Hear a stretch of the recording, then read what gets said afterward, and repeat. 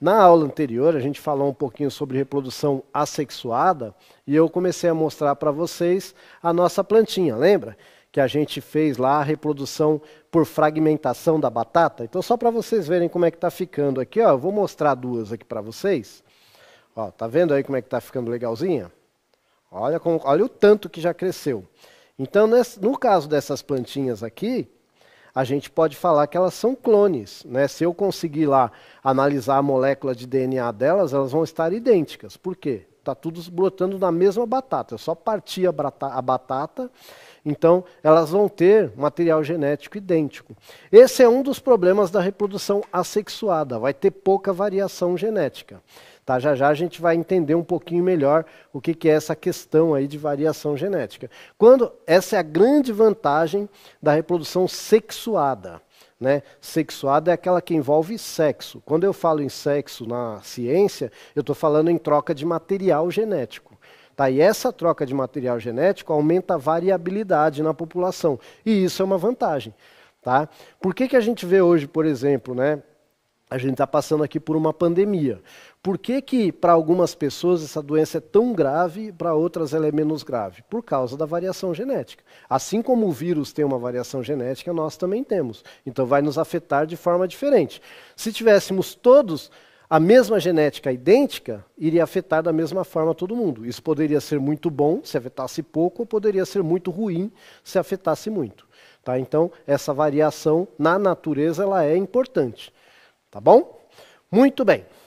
Dito isto, vamos lembrar, então, na aula passada a gente começou falando aí das bactérias, né, que elas vão se reproduzir assexuadamente por bipartição ou cisparidade, que é esse processinho aí, uma se transforma em duas, ponto. Quando a gente fala de protozoário é a mesma coisa, a gente vai ter aí a diferença da bactéria para o protista, é que a bactéria não vai ter núcleo na sua célula, o protista vai ter, né, e aí um ser vivo se transforma em dois através da divisão celular. E eu já vou perguntar direto para você, pode deixar aí na tela, na reprodução sexuada, será que também vai ocorrer divisão celular, como a gente viu ali na bactéria e como a gente viu ali no protista? Eu vou dar 2 minutinhos aí para você responder. Antes, né, para formar o gameta, também precisa de divisão celular.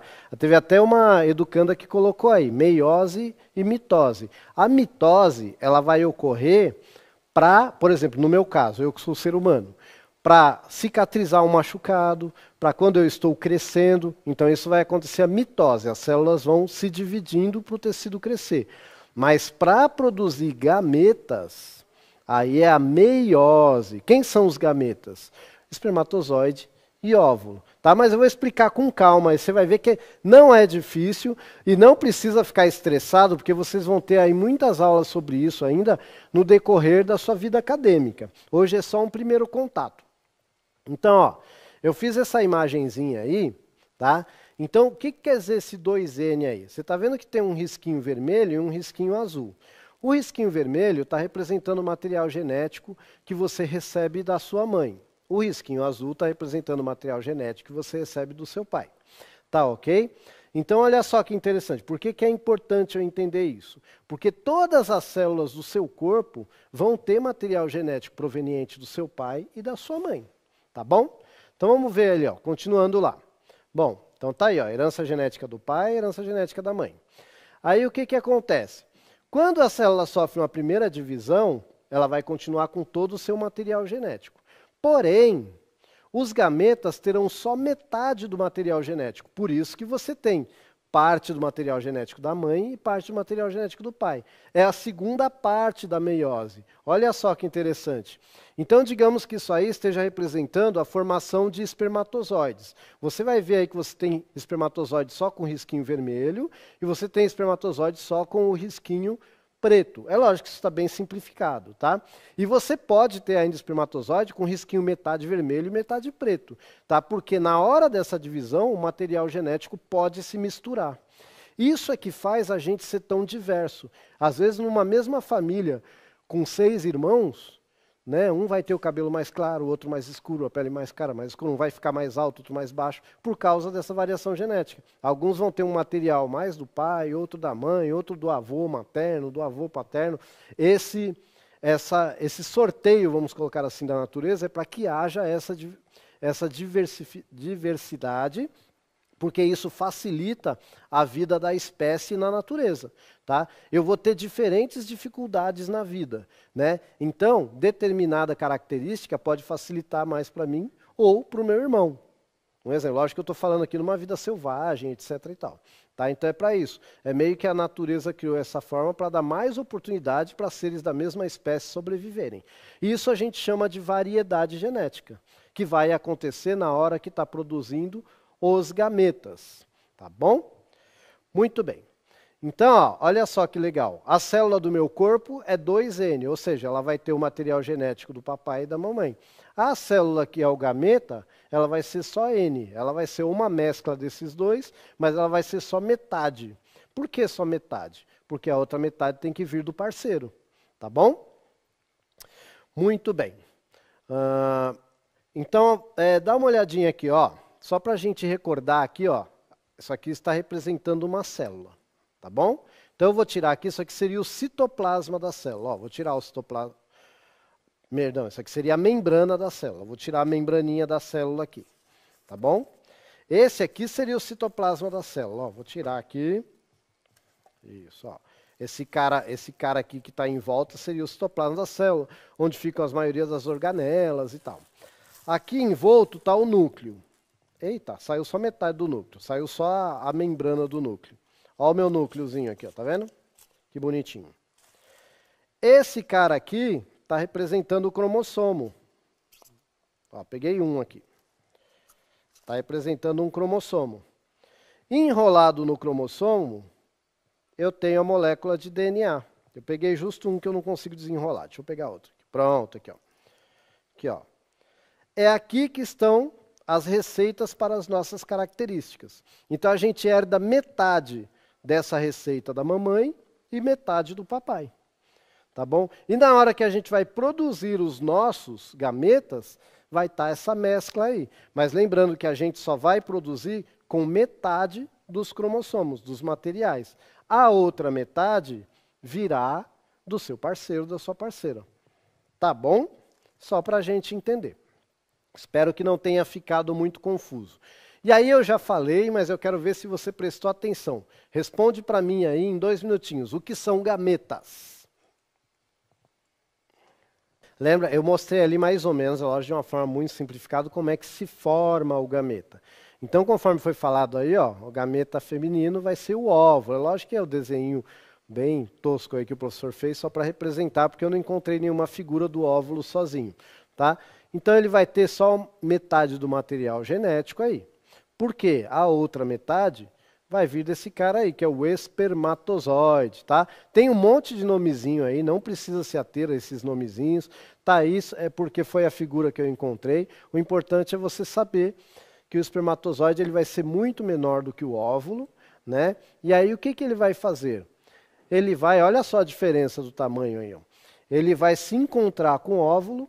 Então, quando ele tenta entrar aí, é muito interessante você saber o seguinte, ele está tentando entrar aí, ele só vai depositar o material genético aí, ele vai perder toda essa estrutura dele, tá? E ele só vai depositar o material genético dele aí, e a partir do momento que o material genético dele emparelha com o material genético do óvulo, está se formando uma nova vida. E aí a gente fala que houve a fecundação, né? Que foi quando o material genético do espermatozoide se juntou com o material genético do óvulo, tá bom? A partir do momento que houve aí essa entrada, essa parede do óvulo aí, ela tem uma informação química que ela atrai o espermatozoide da própria espécie. E ela repele espermatozoides de outras espécies.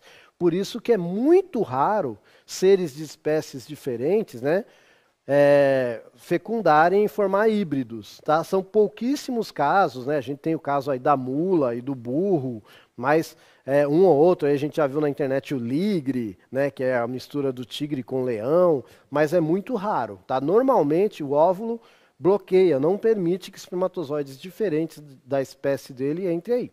Tudo bem? E aí essa primeira célula, né, aí ela vai se tornar uma célula ovo ou zigoto. Aí vem o que a professora falou. Ela começa a se dividir num processo de mitose para formar um novo corpo. Tá bom? Então, a meiose foi para fabricar o espermatozoide, para fabricar o óvulo. E a mitose vai desenvolver um novo ser vivo. Tá bom? Essa é a diferença aí básica, é lógico que vai muito além disso, mas a diferença básica entre mitose e meiose é essa. Tá bom? E aí, o que que acontece? Às vezes, na primeira divisão deste óvulo, essas duas primeiras células se separam. É aí que forma os gêmeos idênticos. O gêmeo idêntico ele é formado quando depois da primeira divisão celular se separa. Tá bom? E aí vai formar dois seres idênticos, clones mesmo um do outro. Tá bom? Que é diferente quando acontecem os gêmeos fraternos, que são aqueles gêmeos que não são idênticos, que aí são dois óvulos que foram fecundados independentemente, a mãe ovulou dois óvulos e os dois óvulos foram fecundados, tá? Então são as duas formas aí de surgir gêmeos, tudo bem? Quando a mulher vai fazer fecundação, né, de forma artificial, tal, fazer tratamento, pode acontecer de gravidez múltipla, porque é implantado vários óvulos fecundados, até porque é um tratamento caro, né, mas normalmente não serão idênticos, tá bom? Muito bem, então vamos prosseguir aí, só um pequeno parênteses, tá? Agora eu quero saber o seguinte, falei de fecundação, mas não falei se ela é externa ou interna, pensando nos animais como um todo. Qual é a diferença entre fecundação externa e interna? 2 minutos. Então, ó, normalmente, os organismos que farão fecundação externa serão aquáticos, tá? A água facilita a fecundação externa. Então, por exemplo, muitos peixes, o que vai acontecer? A fêmea vai soltar o óvulo, que não é o ovo fecundado, é o óvulo, na água, e o peixe macho vai passar por cima soltando seu espermatozoide e vai embora. Tá? O espermatozoide vai ter que nadar, encontrar o óvulo, e depois que esse óvulo se transforma num zigoto, porque foi fecundado, né, se transforma numa célula-ovo, ele vai se prender em algum lugar e nem mãe nem pai vai cuidar dele, ele vai se virar sozinho. Tá? Em alguns casos, tem cuidado parental. A gente conhece bem o caso do cavalo marinho, né, que é um tipo de peixe ósseo e que o macho, depois da fecundação externa, tá? A fecundação não é dentro do macho, ela é externa, mas aí o macho recolhe esses ovos e joga para dentro esses ovos, né, e joga para dentro do corpo dele e ele vai meio que chocar e cuidar ali, tá? Mas normalmente não existe nem esse cuidado, tá? Vai soltar ali na água e lá vai ficar. Então isso é comum em peixes, é comum em anfíbios, quando a gente fala de vertebrados, tá? Mas existem muitos outros grupos de animais aí que vão fazer isso e serão invertebrados.